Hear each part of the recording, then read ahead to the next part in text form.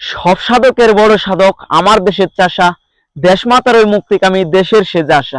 সুপ্রিয় দর্শক, আমরা যেহেতু কৃষক ঘরের সন্তান, কৃষিকাজে আমাদের মূল পেশা, তাই আমরা এসেছি কিন্তু আমাদের ধান খেতে ধান দেখার জন্য। এই যে দেখতে পাচ্ছেন, ধানের মধ্যে এই সময় কিন্তু অনেক মাজরা পোকা হয়, যার জন্য আমরা যারা কৃষক আছি তারা অবশ্যই একটু এই সময় সতর্ক থাকবো, যেন এই জমিতে যে ধান লাগিয়েছি এই ধানগুলা যেন পোকা নষ্ট করতে না পারে, এই বিষয়ে একটু সতর্ক থেকে আমরা কৃষি কাজ করলেই কিন্তু আমাদের ফলন ঘরে অনেক ভালো ফলন পাবো আশা করি।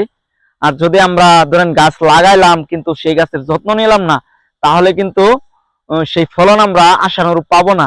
তাই আমি আপনাদের সকলকে অনুরোধ করে বলবো, আমরা যে কোনো ফলন যদি ফলাই সেই সময় আমরা সেই ফলনের প্রতি লক্ষ্য রাখবো, যাতে পোকামাকড় আগাছা সেই চাষাবাদ নষ্ট করতে না পারে। সবাই ভালো থাকবেন, সুস্থ থাকবেন। অন্য ভিডিও নিয়ে আপনাদের সামনে হাজির হব। আসসালামু আলাইকুম।